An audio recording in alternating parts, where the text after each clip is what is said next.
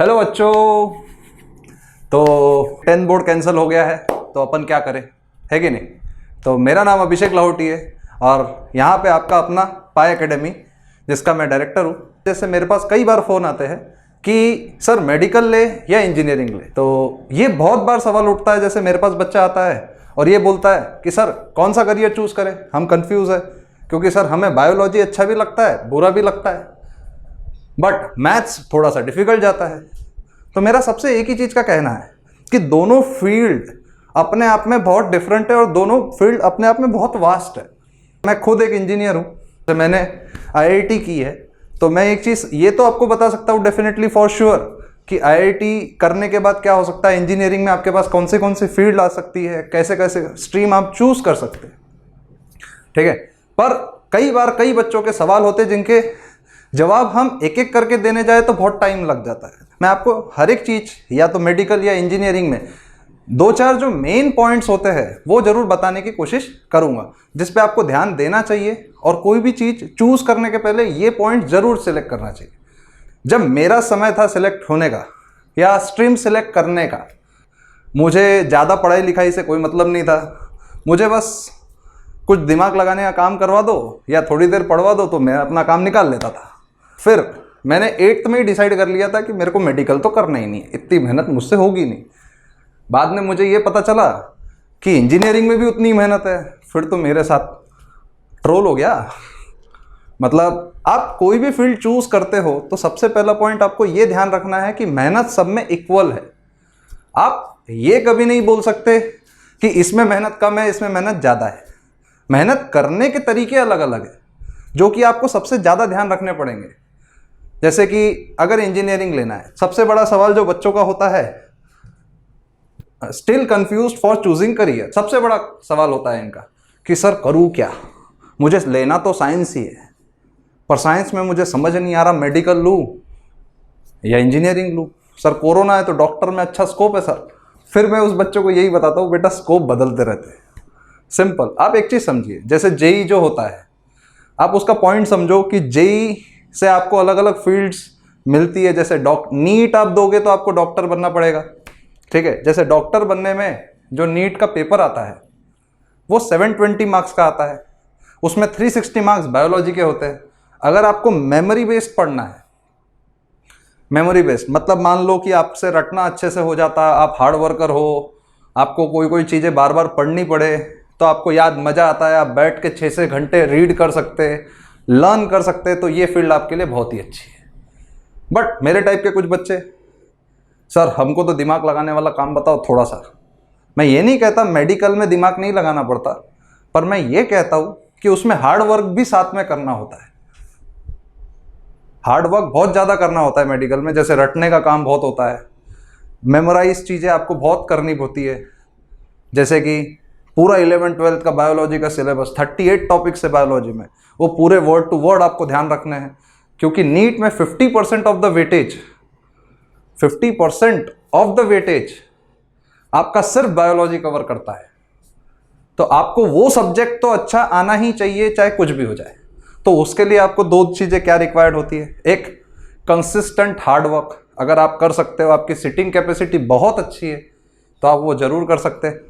अगर आपको लगता है हमारा कंसंट्रेशन लेवल बहुत अच्छा है, sir we can memorise things very easily, तो आपके लिए biology is the best field, आप वो ज़रूर चूज़ करिए। कोई बच्चा सोचता है सर मेरे से पढ़ाई ज़्यादा नहीं होती पर मैं जितनी भी देर करता बहुत अच्छे से करता, ये बहुत बड़ा सवाल है। वो बोलता सर मेरे से 15 मिनट ही पढ़ाई होती या 1 घंटा ही करता सर मैं, पर मेरे से आप कोई भी सवाल ला लो मैं कर लूँगा। तो वो टाइप के बच्चे इंजीनियरिंग भी चूज़ कर सकते हैं, वो बहुत अच्छी फील्ड होती है उन टाइप के बच्चों को। दे क्विकली ग्रास्प द थिंग्स और सीधा कर लेते। जैसे मैं उस कैटेगरी में था, मैंने 8th में ही डिसाइड कर लिया था बायोलॉजी मेरे से नहीं हो पाएगा क्योंकि इसमें तो बहुत रटना होता है और मेरे से बैठना होता ही नहीं। तो कई बार आपका जो करियर होता है ना, आपका खुद का नेचर पता करके उसको डिसाइड करने में काफ़ी मदद होता है। जैसे आप पहचानिए कि आपका नेचर क्या है। मैंने समझ लिया था कि जैसे 3 टाइप की फील्ड्स होती है। जैसे एवरेज बच्चा 3 टाइप के फील्ड्स में कंफ्यूज होता है, एक मेडिकल, एक सीए और एक इंजीनियर। मेरे को इतना समझ में आ गया था 10th तक कि सीए में 15 घंटे बैठ के पढ़ना होता है, वो अपने से कतई नहीं हो सकता। तो मैंने वो प्लान 9th में ही छोड़ दिया था। इसके पीछे भी एक लंबी कहानी है, अगर कभी समय मिलेगा तो मैं ज़रूर सुनाऊंगा कि 9th में मैंने सीए लेना क्यों छोड़ा। फिर दूसरा एक फंडा था कि मेडिकल तो 8th में ही छोड़ दिया था, दूसरे को पढ़ते हुए देख के ही छोड़ दिया, बस अपने से इतनी नहीं हो पाएगी। फिर बचता क्या? इंजीनियरिंग। अब इंजीनियरिंग करना है तो इंजीनियरिंग में सबसे अच्छा एक ही ऑप्शन आईआईटी। चलो करके तो देखते। अता पता कुछ भी नहीं था, घुसने के बाद पता चला भाई साहब ये तो बहुत डिफिकल्ट है। तो मेरा सिर्फ दोस्तों यही आप सब लोगों से एक ही चीज़ का कहना है कि तीनों फील्ड अपने आप में बहुत अच्छी, अपने पर्सपेक्टिव से मेहनत करनी पड़ती है तीनों फील्ड में। जैसे मेडिकल की मैं अगर बात करूं तो मेडिकल में मेमोराइजेशन, जैसे अगर अपन बात करें नीट के बारे में, तो नीट के बारे में अगर अपन बात करें तो नीट में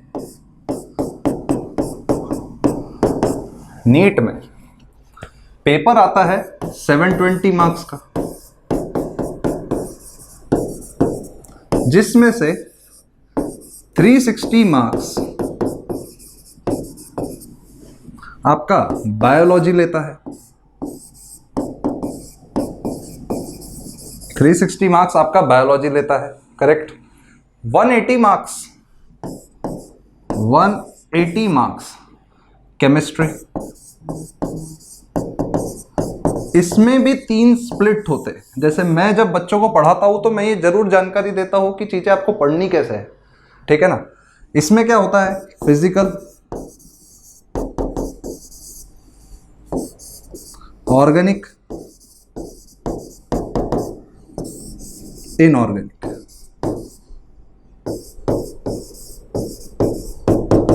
ठीक है। और थर्ड आता है दैट इज फिजिक्स। ये होता है 180 मार्क्स। जैसे आपको मैं एक फंडा सिखाऊंगा जो कि आपको बहुत ध्यान रखना चाहिए। ये वीडियो का यही मेन रीजन है कि आप जरूर समझिए कि आपको करियर कैसे सेलेक्ट करना है। अगर बच्चा कोई नीट करता है और उसकी मेमोराइजेशन पावर अच्छी है तो उसको कैसे देखना चाहिए, चीज़ों को कैसे समझना चाहिए। जैसे 720 मार्क्स का नीट होता है, अराउंड अगर आपको अच्छा कॉलेज चाहिए, अच्छा मतलब रेप्यूटेड कॉलेज, तो आपको 600 प्लस मार्क्स लाने होते हैं, या 550 प्लस भी बोल दो आप। 550 प्लस मार्क्स आपको चाहिए, करेक्ट।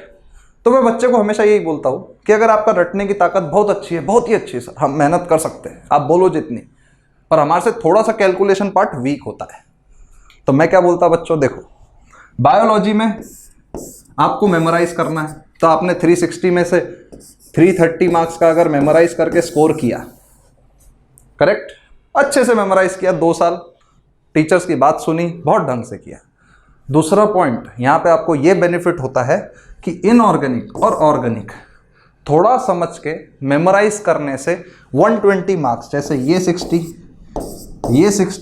और ये 60, तो 60 प्लस 60 120 में से बच्चे ने अगर पूरी ताकत लगाया तो 90 मार्क्स उसको और मिल जाते। ये 90 to 110 वेरी करता है बच्चे की मेमोराइजिंग पावर से। मैं एक एवरेज मिनिमम स्कोर आपके सामने बता रहा हूं कि you should remember this kind of marking scheme, कि आपको पेपर अटेम्प्ट करना या आपकी स्टडी करने में आपको 2 साल के करियर में ये सब बातें आपको ध्यान रखनी है, करेक्ट। तो आपने अभी तक कितना स्कोर कर लिया, कितना करा, देखो तो 420 आउट ऑफ कितने में से, 540 में से, सॉरी 540 नहीं, 420 आपने अभी तक कर लिया 480 में से। ये देखो, सिर्फ आपकी अगर मेमोराइजिंग पावर अच्छी है तो आप इतना स्कोर कर लेते हो आराम से, ठीक है, आराम से। सिर्फ आपको 2 साल धीरे धीरे कंसिस्टेंटली रोज रटना है और समझना है। नीट का तरीका बता रहा है, अगर आपको नीट करना है तो आपको ये सारी चीज़ें ध्यान रखनी चाहिए, आपको बहुत मदद मिलेगी, ओके। फिर आपने ये सारी बातें ध्यान रखी, करेक्ट। फिर आता कौन सा है स्लॉट, देखना स्लॉट आता है फिर ये वाला पार्ट और ये वाला पार्ट, जिसमें आपको कैलकुलेशन का थोड़ा सामना करना पड़ सकता है। पर आप थोड़े से भी बेसिक नॉलेज जानते हो, थोड़ा सा भी बेसिक, जैसे कैलकुलेशन इतना डिफिकल्ट नहीं आता, बहुत बेसिक आता है। अब वो कैलकुलेशन वाला पार्ट कैसे तोड़ते हैं मैं आपको बताता हूँ। जैसे एवरेज में जहाँ तक मेरा एक्सपीरियंस है, मैं बच्चों को हमेशा एक ही चीज़ का गाइड करता हूँ।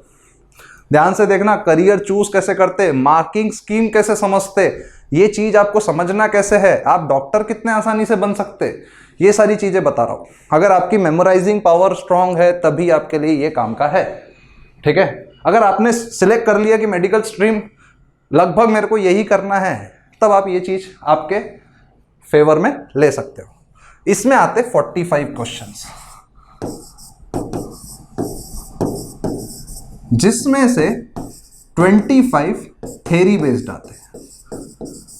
फिर मेमोरी वाली बात आ गई, फिर मेमोरी वाली बात आई, थ्योरी बेस्ड।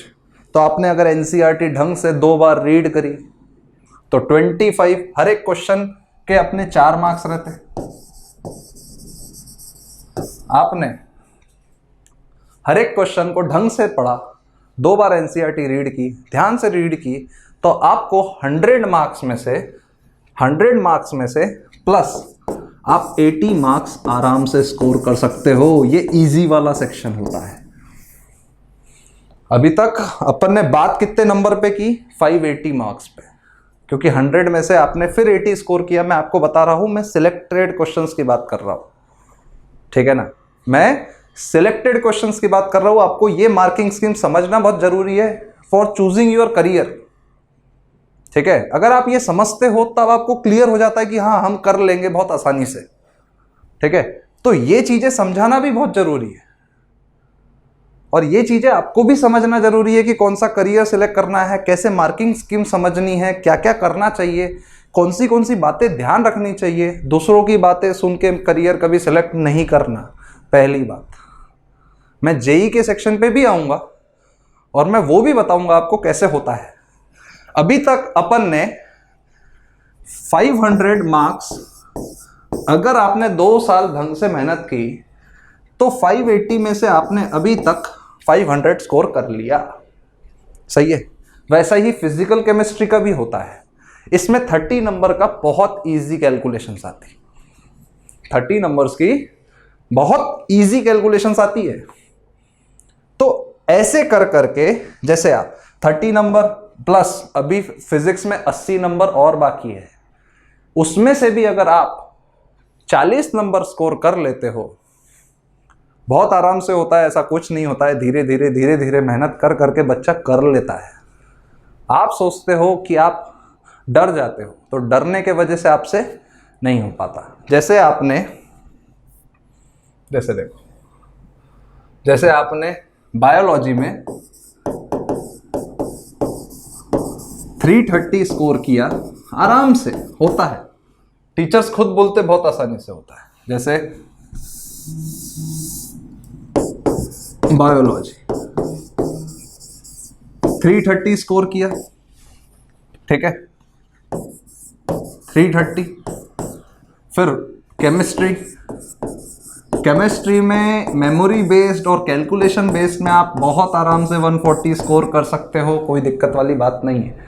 330 प्लस बहुत आसानी से होता है, अगर आपकी मेमोरी स्ट्रांग है तब बात कर रहा हूं। और फिजिक्स में 120 प्लस, तो ये अराउंड आपका स्कोर आ जाता है 500 प्लस। इसमें से कम ज़्यादा आप 10-20 नंबर इधर उधर निकाल भी लो तो कोई फर्क नहीं पड़ता। समझ में आया ना, कोई फर्क नहीं पड़ता। आप इसमें से, आप मान लो सर मेरा थोड़ा सा फिजिक्स ज़्यादा ही वीक है, इसमें से 30 नंबर कम कर दे बेटा, तब भी डॉक्टर बनने के चांसेस तो आपके बढ़ी हुए ही है।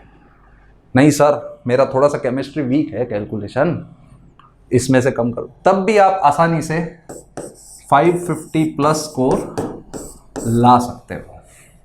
तो डरने वाली बात नहीं है, अपने आप को कमजोर मत समझिए।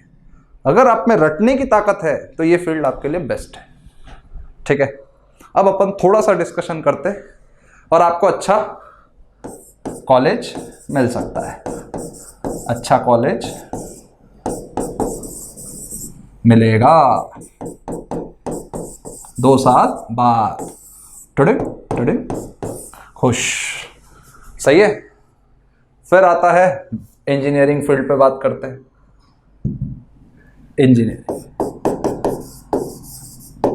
इंजीनियरिंग में बहुत सारी स्ट्रीम्स होती है। एक बच्चा बोलता है सर मेरे को आगे जाके गाड़ी बनाना है। मैं उसको हमेशा समझाता हूँ बेटा मैकेनिकल इंजीनियरिंग में गाड़ी बनाना नहीं सिखाते। पहली बात, वो आपका स्पेशलाइजेशन होता है, वो आपको खुद करना होता है आगे फर्दर स्टडीज़ में। ठीक है, इंजीनियरिंग आपको गाड़ी की स्टडी करवाते, इंजन्स की स्टडी करवाते।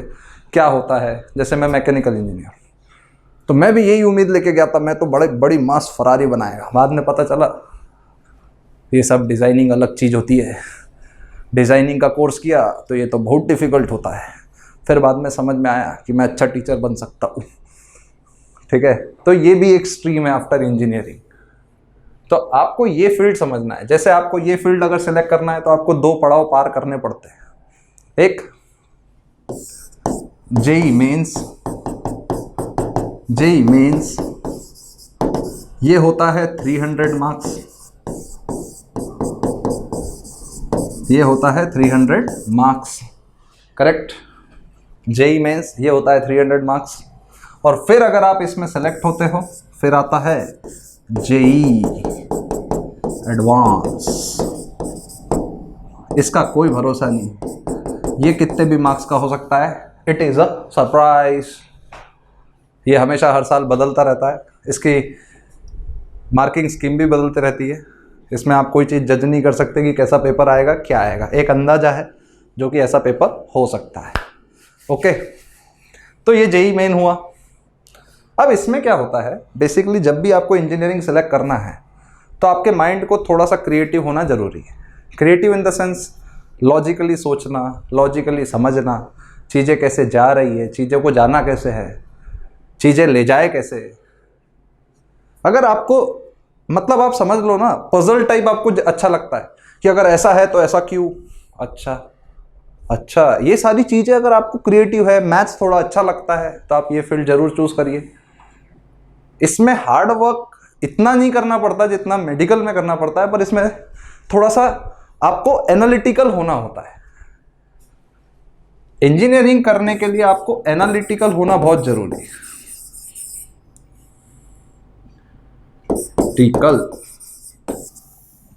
ठीक है, आपको एनालिटिकल होना बहुत जरूरी है कि आपको हर एक चीज पता होना चाहिए कि ऐसा है तो ऐसा क्यों, या पता होने की इच्छा शक्ति। ये थोड़ा सा इसके क्वेश्चंस भी आपको थोड़े से टिपिकल मिलेंगे, कंसेप्चुअल मिलेंगे। आपको कंसेप्ट आना भी जरूरी है। इसमें जैसे जेई एडवांस में सिलेक्ट होने का कट ऑफ भी अराउंड 35% प्लस ही होता है। अगर आपका जेई एडवांस 200 मार्क्स का है, इन केस ऐसे ही बता रहा, तो आपको 70 प्लस अगर आपने स्कोर कर लिया तो आपकी पॉसिबिलिटी बढ़ जाती है जेई में सिलेक्ट होने की। आईआईटी कॉलेजेस आपको मिल जाएंगे। समवॉट आपको क्वेश्चन सिलेक्ट करना आना चाहिए, कौन सा क्वेश्चन इजी है। इसमें आपको टेक्निकल थोड़ा सा ज़्यादा समझना पड़ेगा। मैथ्स अगर अच्छा लगता है तो this is the best field. और बहुत हद तक ये समझ लो कि इसमें आप बहुत सारी फील्ड्स में जा सकते हैं। एक आप सॉफ्टवेयर डेवलपमेंट में जा सकते हैं, जैसे IIST एक Indian institute of space and research technology, ISRO India का, वो भी फील्ड आप इसके थ्रू सेलेक्ट कर सकते हैं। काफ़ी अच्छी चीज़ें हैं। रिसर्च करनी हो तो रिसर्च में जा सकते हैं, IISc बेंगलोर टाइप के कॉलेजेस में, CMI, केटअप्स, सब टाइप के कॉलेजेस में बहुत सारा आसान है। पर आप ये जब समझिए कि हमको पेपर कैसा सामने मिलेगा, पेपर हमें कैसा करना है, कैसा पेपर होना चाहिए, क्या हम पेपर करेंगे तो कैसी चीज़ें होगी, समझ में आया। अगर ये 300 मार्क्स का है तो मतलब 100 marks each subject, 100 marks each subject, सही है। अब 100 मार्क्स है तो यहाँ पे क्वेश्चंस भी कम आते हैं जेई मेंस में, टाइम उतना है, क्वेश्चंस सिर्फ 75 ही आते। नीट में जहां क्वेश्चन, नीट में 3 घंटे में 180 क्वेश्चंस आते हैं, तो जेई में मेंस में 75 ही आते। ठीक है, तो आपको क्वेश्चंस थोड़े से समवॉट 19 से 20 से मिलेंगे, थोड़े से अच्छे मिलेंगे। और ऐसा भी नहीं है कि आपको पूरे क्वेश्चन सॉल्व करना है, आपको सिलेक्टेड क्वेश्चंस ही करना है, आपको समझना है। ठीक है, तो काफ़ी अच्छे से मैंने कोशिश की है, चीज़ें जाती कैसे है, चीज़ें करना क्या क्या होता है, चीज़ें समझना कैसे है, वो सब बताने की कोशिश की है। और अगर आपको इसके अलावा भी और कुछ डाउट होता है तो यू शुड कमेंट, और आप कमेंट करोगे, आप हमारे टेलीग्राम चैनल पे भी जा सकते हैं, आप इंस्टाग्राम पे भी हमें फॉलो कर सकते हैं, कहीं पे भी आप फॉलो करिए, आप मैसेज करिए, we should definitely reply your message. Okay, अगर आपको इसके अलावा भी और कोई डाउट होता है कि सर ये फील्ड है तो कैसा करें, ये फील्ड है तो कैसा करें, तो आप ज़रूर हमसे कांटेक्ट कर सकते हैं। आप किसी भी सोशल नेटवर्क के थ्रू हमें मैसेज करिए, हम आपका ज़रूर रिप्लाई करेंगे। ओके, आई होप मैं आपको यहाँ तक ढंग से समझा पाया होगा, और आपको कोई भी डाउट होता है तो ज़रूर कॉन्टैक्ट करिए हमको। चलो bye bye and thank you.